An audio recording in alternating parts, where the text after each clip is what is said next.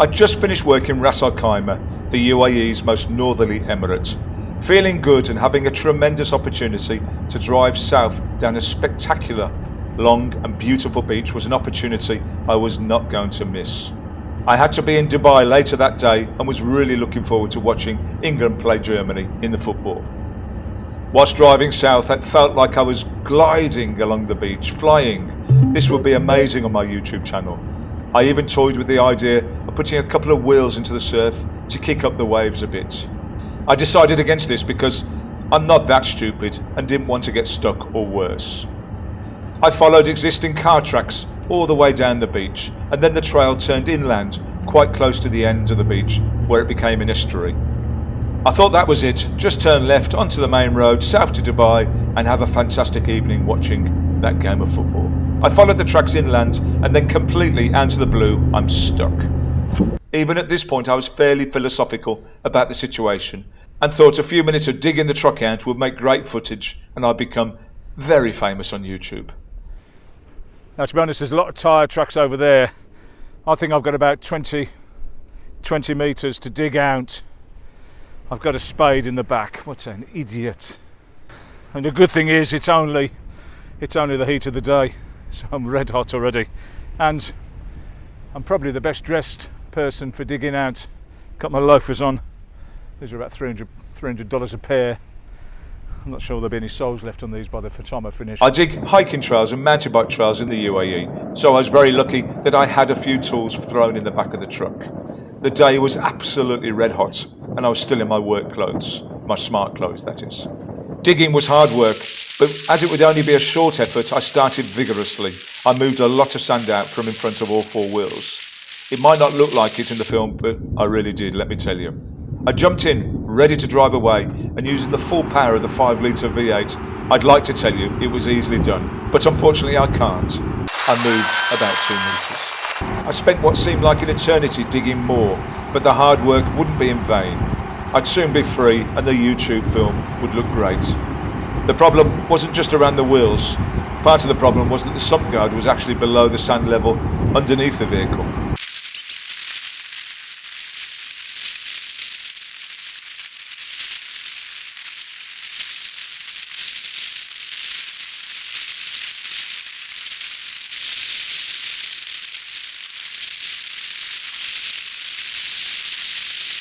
Realising I had a bike carrier on the back of the truck that could be used or repurposed to help one wheel at least get traction, I also found some old badminton post bags in the back of the truck that could be used for the same purpose. I know what you're saying, deflate the tyres a bit, and indeed I had let the pressure out of the tyres, already knowing that that's what you do for desert driving.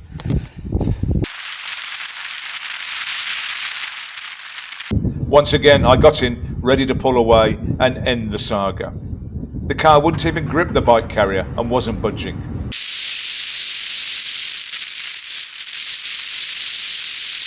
I dug down further, forcing the bike carrier underneath the wheels a bit, and then gave it another go. With all the F-150's might, it grabbed hold of the bike carrier and badminton post bags and made a dash for freedom. Away I went, free as a bird. Then, about 10 metres later, I was stuck again, and believe you me, I pushed the truck hard.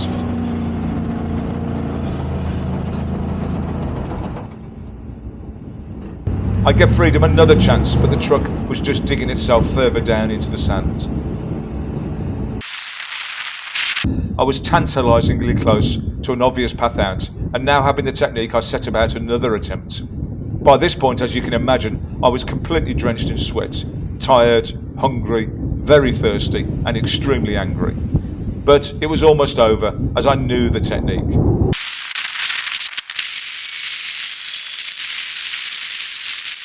Ready for the final effort, everything went perfectly, and I pulled away. I was free, and into the much firmer and thinner sand.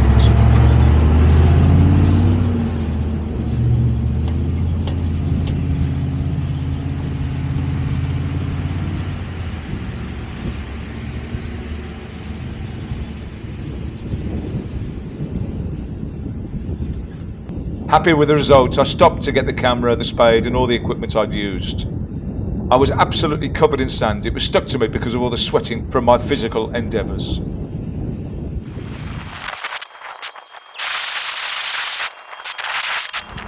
With everything thrown in the back of the truck, and me very sweaty, I pulled away for the last time. Or so I thought. I am extremely everything. That's what I am, extremely everything.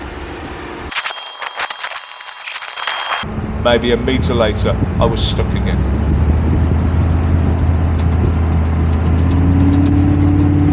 No! No!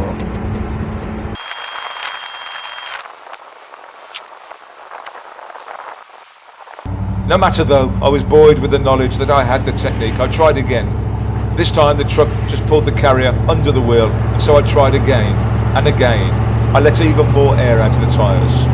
Of course, with hindsight, if I'd known that I would have spent hours in this situation, I would have called a tow truck, or one of the several friends that had afterwards offered me help and said, why didn't I call them? Of course I would have done one of those things, but I thought I would get out much quicker, and it would have been quicker and cheaper than waiting for a friend or a tow truck.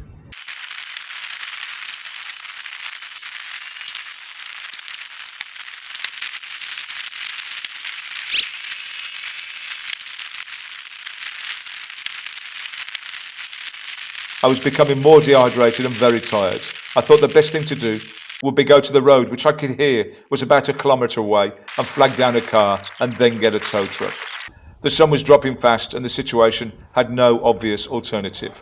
Once on the road, I spent quite some time trying to flag down drivers, but I obviously looked like a person that nobody wanted to pick up. I was very sweaty, sunburned, and I'm sure they could see my anger. So much so that dozens of vehicles of different shapes and sizes sped past me. Eventually a lovely man, and I'm telling you, a lovely guy, Mr Ali, who had actually drove past me and then returned to offer help. I explained the situation to him, and he knew the beach and returned me to the truck. With him driving and me digging and pushing, we freed the car, and after much thanks we parted ways. I was at this point still optimistic of watching the match, or even the second half of it. Absolute superstar.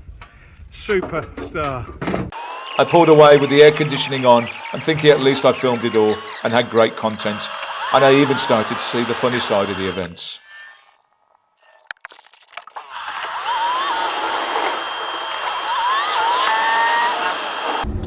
Onto the main road to Dubai, and then an overheated engine meant that there was steam fizzing out from underneath the bonnet. I pulled over, unlatched the bonnet, and saw the terminal issue immediately. Part of the cooling system was snapped and would need replacing. I called my garage and they arranged the tow truck for me. Certainly no more footy and no more Dubai for me. Straight back to Fujairah it would be. I had to wait a couple of hours for the truck to arrive, and I had a chance to dry off a bit and change clothes. The final nail in the coffin was that I'd opened the rear door of the car and my laptop rucksack fell out. It landed really hard on the floor with a thud. This was no soft landing, and I immediately feared the worst. Let me tell you, the laptop inside the rucksack was no ordinary laptop. It was a 17-inch 4K screen, Exxon processor, 128 gig RAM, 16 gigabyte graphics, 8 terabyte SSDs. At the time I bought it, it was the most expensive laptop available. With the day unfolding as it had, I didn't have the guts to look inside the bag. I actually said to myself, don't look and just hope for the best. Let's have a look at it tomorrow.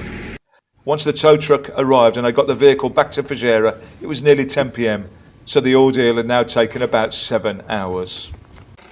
Next day I turned on my computer to start working and was met with a horrible noise caused by a snapped hinge, which was now forcing the fans to rub against the motherboard.